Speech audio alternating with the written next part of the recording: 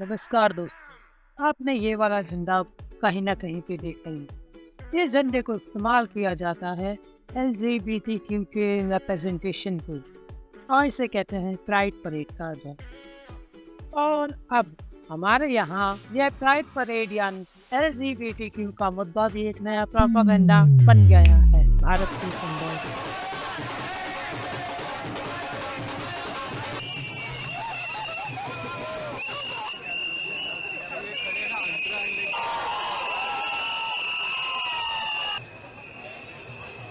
भारत में हजारों सालों से LGB लेस्बियन गे और बाइसेक्सुअल लोग आराम से रह रहे हैं। महाभारत और रामायण के जमाने से ये लोग हमारे समाज का हिस्सा है। पर तो और ये क्या बात करता है यार? तो आज के कई देशों से ज्यादा राइट्स मिले हुए थे हमारे भारत के अंदर। पर ये प्राइड परेड या इसे हम बोल सकते हैं प्राइड प्रोपेगेंडा परेड भारत में कर क्या रहा, क्योंकि LGB कम्युनिटी हमारे देश में हजारों सालों से रह रही है, आराम से रह रही है, समाज का हिस्सा बनकर। लेकिन उसके बाद जो प्राइड परेड वालों ने LGB के आगे लगाया TQ+QR पता नहीं कितने 72 जेंडर डिस्कवर किए, उसके बाद से LGB कम्युनिटी जो भारत में हजारों साल से आराम से रह रही थी, अब उन्हें भी इसके चक्कर में दिक्कत का सामना करना पड़ रहा है। लेकिन आजकल इस प्राइड परेड का तमाशा वेस्टर्न कंट्रीज के लिए एक नायाब तरीका बन गया है। क्यों? ताकि वो हमारे जैसे शांतिपूर्वक तरक्की कर रहे देशों को थोड़ा अस्त व्यस्त किया जा सके, उनकी डेवलपमेंट में खनन डाला जा सके। मजे की बात यह है कि ये प्राइड परेड कभी भी किसी गरीब देश या किसी भी अब्राहमिक कंट्री जो सत्तावन है उनमें दिखाई नहीं देते। क्यों? ये प्राइड परेड या प्राइड प्रोपेगेंडा परेड सिर्फ उन देशों को टारगेट करते हैं जहाँ पे शांतिपूर्वक तरीके से वो डेवलप हो रहे हैं बिना किसी क्राइसिस के। तो उनके आगे बढ़ने की प्रक्रिया में थोड़ा सा खनन डालने के लिए प्राइड परेड का नया प्रोपेगेंडा मार्केट में उतरा है कुछ वेस्टर्न कंट्रीज के द्वारा। और देखिए, हमारे यहाँ कुछ खास बनने की चाह में नई जनरेशन इसमें ऐसे कूद पड़ती है जैसे कि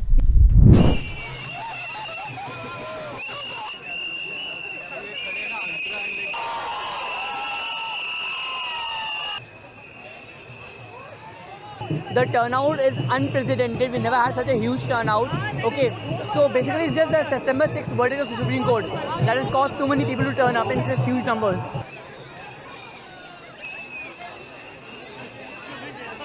I think going forward इन्हें अमृत मिल जाएगा अगर इन्हें इस प्राइड परेड में मार्च कर लिया या करोड़पति बन जाए।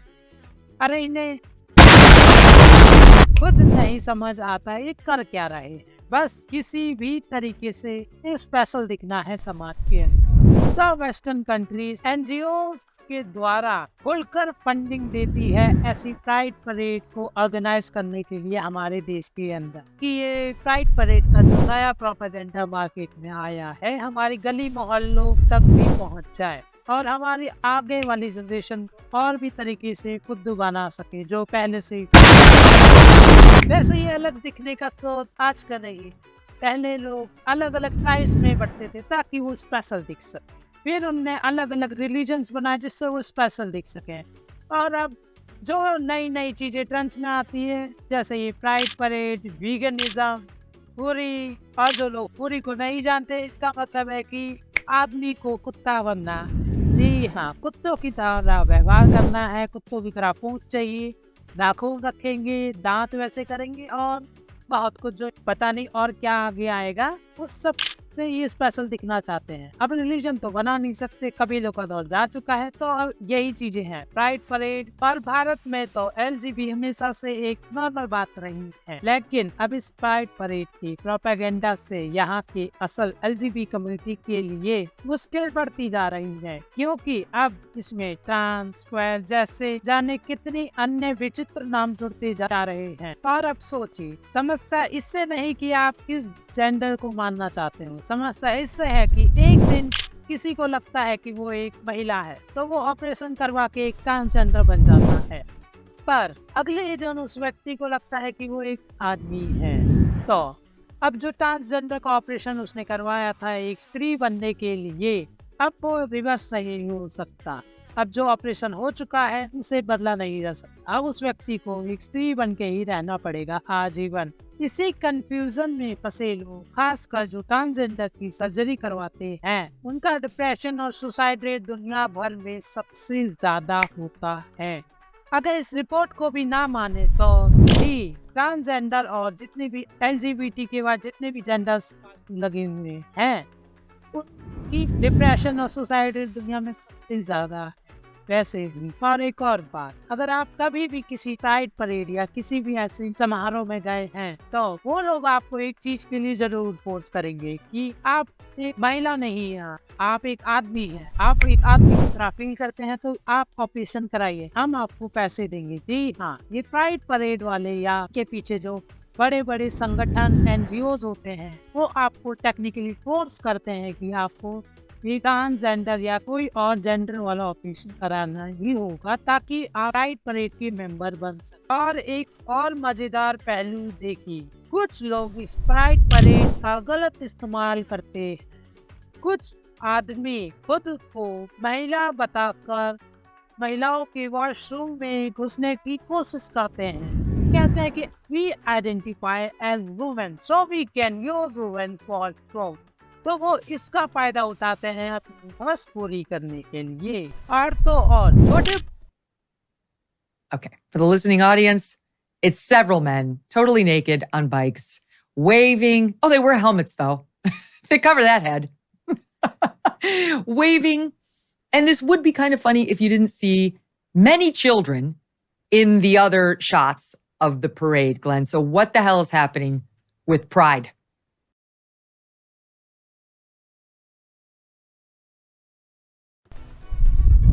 बच्चों के सामने खुलेआम अनुचित हरकतें करना तो ये प्राइड परेड वालों को बहुत ही सम्मानजनक लगता है। इनसे इन्हें बहुत मजा मिलता है और ये छोटे छोटे बच्चों को ही पोस्ट करते हैं ताकि वो अपना जेंडर चेंज कराने का ऑपरेशन करवा ले। जी हाँ, जैसे कनाडा, अमेरिका और कई अन्य देशों में स्कूलों में छोटे बच्चों को फोर्स किया जाता है प्राइड परेड या इन। And parents in Washington state losing rights when it comes to making medical decisions for their children seeking transgender treatments. National correspondent Kayla Gaskins has more now from D.C. Children in Washington state will soon not need their parents' permission to switch genders. It really is an assault on parental rights. It's an assault on children. The governor indicating he will sign the legislation into law, allowing kids to run away from home and seek gender-affirming care with no legal obligation for adults to contact their parents. Instead of getting to the root cause and partnering with parents to get them real treatment, the state is stepping in and medically kidnapping children from their parents. They're promoting family separation is what it is. Of at least 11 states to pass laws barring minors from receiving gender-affirming care. बड़े NGOs हैं उनके द्वारा, ताकि छोटे बच्चे छोटी उम्र से ही अपने आप को कंफ्यूज करके अपना ऑपरेशन करा ले, फिर वो जाके डिप्रेशन में चले जाए या सुसाइड कर ले। उनसे इन्हें कोई मतलब नहीं, बस वो चाहते हैं कि उनका वो जेंडर चेंज करा दे। और क्या आप जानते हैं कि हमारी संस्कृति में ये बात कितनी पुरानी है? संस्कृत जो दुनिया की सबसे पुरानी भाषाओं में से एक मानी जाती है, में 3 लिंगों का उपयोग होता था, पुरुष, स्त्री और जेंडर। हमारे ग्रंथों में तृतीय प्रकृति या नपुंसक का जिक्र मिलता है, जो हिंदी पुराणों, कथाओं, महाकाव्य और वेदाओं में एक सामान्य अवधारणा रही है। और उदाहरण के तौर पे सबसे पहली बार ट्रांसजेंडर का जिक्र मोहिनी के रूप में हुआ था, जब श्री हरि विष्णु ने एक फीमेल अवतार जो मोहिनी यानी एन्चांट्रेस का प्रतीक है। और दूसरा जिक्र हमें ट्रांसजेंडर का तब मिलता है जब रामायण में जब भगवान श्री राम ने पुरुषों और स्त्रियों को अयोध्या लौटने को कहा था, तब LGBT समुदाय के लोग श्री राम के साथ जंगल में ही रुक गए थे। उनकी इस प्रेम और निष्ठा से प्रभावित होकर भगवान श्री राम ने उन्हें विशेष अवसरों पर आशीर्वाद देने का वरदान दिया। और आज भी इन आशीर्वादों को हमारी परंपराओं में एक महत्वपूर्ण स्थान प्राप्त है। अगर आपने कभी भी देखा हो किसी भी व्यक्ति का अगर विवाह हो रहा हो या किसी घर में किसी बच्चे ने जन्म लिया हो, तो एलजीबी समुदाय के लोग जरूर आते हैं उसको आशीर्वाद देने के लिए, और इनका आशीर्वाद वास्तव में बहुत ही ज्यादा महत्वपूर्ण होता है उस व्यक्ति के लिए। तो अब आप बताइए कि ये एलजीबीटी या प्राइड परेड जो प्रोपेगेंडा हमारे देश में चल रहा है यूथ के बीच, खासकर हमारी एजुकेटेड बट स्टूपिड जनरेशन जिसे कोई भी बेवकूफ बना सकता है, इसका सेंस हमारे देश में बनता है कि नहीं? अभी और भी सबूत हैं, मैं आपको आगे देता हूं। और अब हम आपको महाभारत से सबूत देने जा रहे हैं कि एलजीबी समुदाय हमारे देश में कितनी शांतिपूर्वक तरीके से रह रहा था आम नागरिकों की तरह। ईला का जिक्र मिलता है महाभारत से ही, जो वनों में जाकर स्त्री और पुरुष के बीच एक अद्भुत परिवर्तन से गुजरे। ईला की स्टोरी बहुत बड़ी, आप चाहे तो खुद जाके आपने सर्च करें, और फिर हमें महाभारत से एक और जिक्र मिलता है श्रीखंडी का, जो द्रौपदी की बहन। तो आप देख सकते हैं रामायण और महाभारत से लेकर हमारे प्राचीन शास्त्रों में भी थर्ड जेंडर का हमेशा से एक स्थान रहा है।